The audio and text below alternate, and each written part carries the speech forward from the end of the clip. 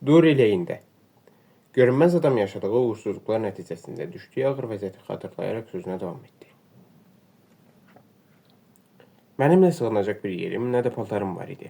Mən heç bir şey yemirdim, çünki qida qəbul etmək, yəni qarnımı şəffaf olmayan maddələrlə doldurmaq, eybəcər bir halda gözü görünmək demək idi. Qar yaxan zaman küçəyə çıxa bilmirdim, çünki o, mənim bədənimə yapışıb məni ələ verirdi. Yağış da mənim varlığımı bildirirdi, çünki məni su konturu ilə çəkərək insan bədənini xatırladan böyük bir qovğa çevirirdi. Bundan başqa küçələrdə gəzərək mən ayaqlarımı şikləndirirdim.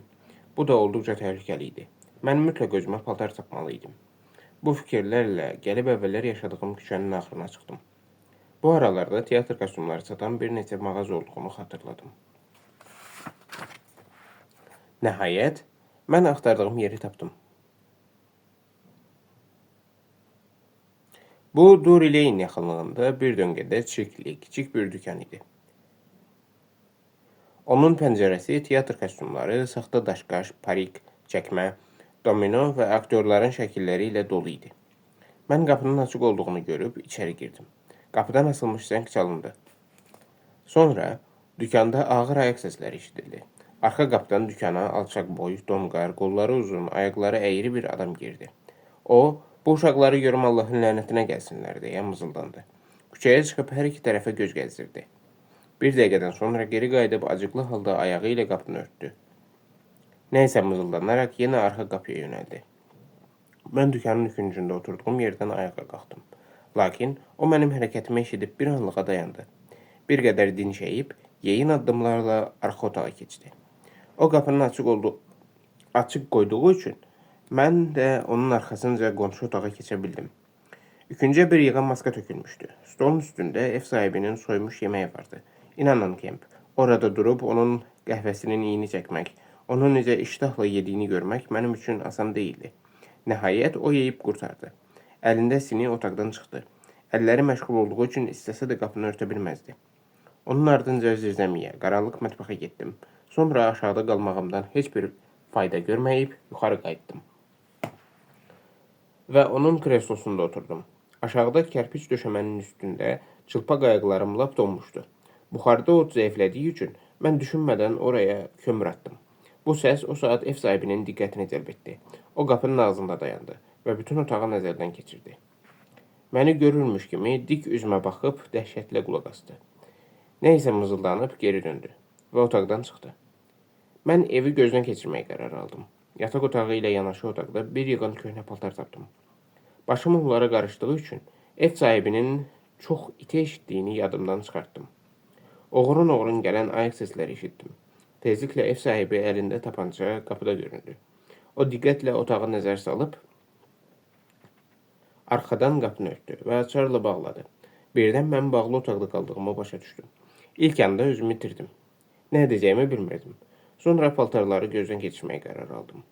Rəfdəki boxçanı düşürmək üçün etdiyim cəhd yenə də ev sahibinin iti qulaqlarına çatdı. Qapının kilidi şaqqıldadı. O, əvvəlkindən də qaşqabaqlı bir halda içəri girdi. Bu dəfə o, mənə toxunub heyrətlə geri yəstirədi və ağzı açıla otağın ortasında dayandı. Görünür, bəlkə qorxmuşdu. Mən səssizcə otaqdan çıxdım. Ancaq bu zaman birdən döşəmə taxtası cırıldadı. Onda bu iblis evi başdan başa gəzdi. Bütün qapıları bağlayaraq açarların hamısını cibində gizlətdi. Onun evdə tək olduğunu bilirdim.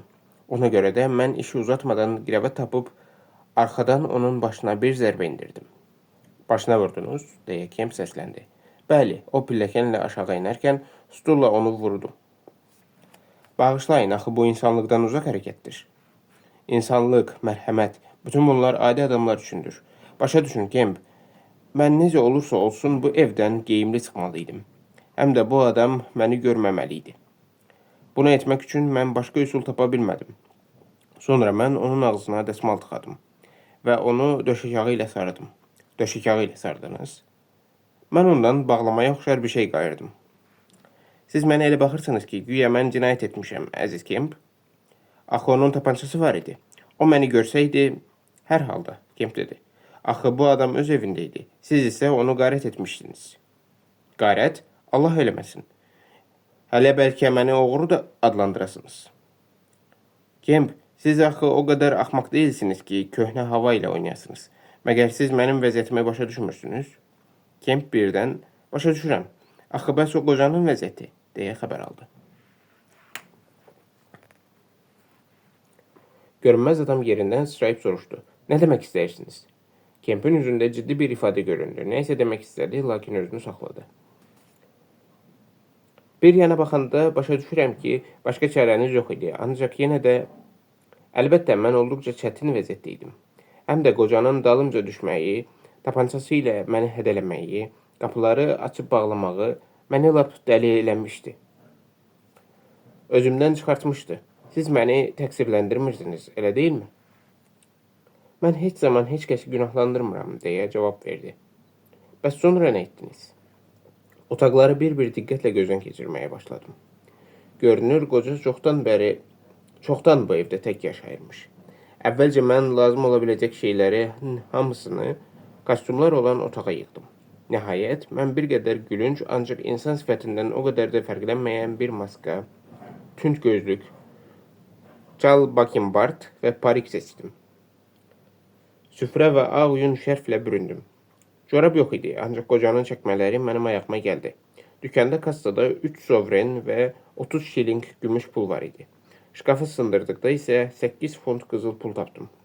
Böyük güzgünün qabağında hər tərəfimi diqqətlə gözdən keçirdim. Nəhayət, qapını açıb küçəyə çıxdım. Görünüşüm heç kəsin diqqətini cəlb etmirdi. Beləliklə, mən elə bil axırıncı maniyəni dəf etdim.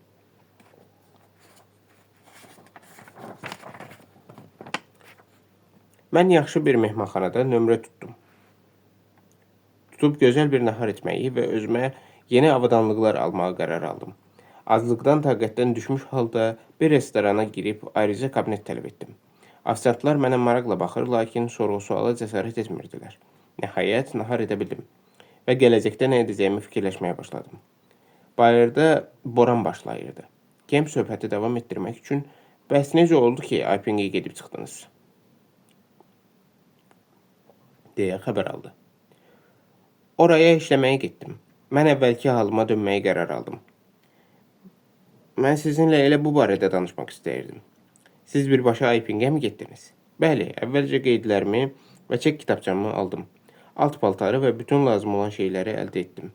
Məqsədimi həyata keçirmək üçün lazım olan reaktivləri sifariş etdim. Bütün bu hazırlıqdan sonra yola çıxdım. Kemp dedi. Qəzetlərin yazdığına görə 3 gün bundan əvvəl sizi aşkara çıxartdanda siz bir qədər özümdən çıxdım. Mən o axmaq polismeni vurub öldürmüşəmmi? Yox, deyirlər ki, sağalır. Kemp, valla siz xasiyyətli adamlar qəzəb nə olduğunu bilmirlər. Görünməz adam dedi. İllər boyu işləyib fikirləşəsən, plan qurasan, həyata keçirəsən. Sonra da sənə rast gələn ağılsız adamlar bütün işlərini pozsunlar. Sanki yer üzündəki bütün axmaqlar sözü bir yerə qoyub mənə mane olmağa çalışırlar. Əgər belə davam edərsə, mən lap qəzəblənib onları qırıb çatmağa hazıram, başlaram. Onların üzündən mənim vəziyyətim indi lap çətinləşib. Bunu deyəndə Griffin ilk növbədə Thomas Marvel'i nəzərdə tuturdu. Son.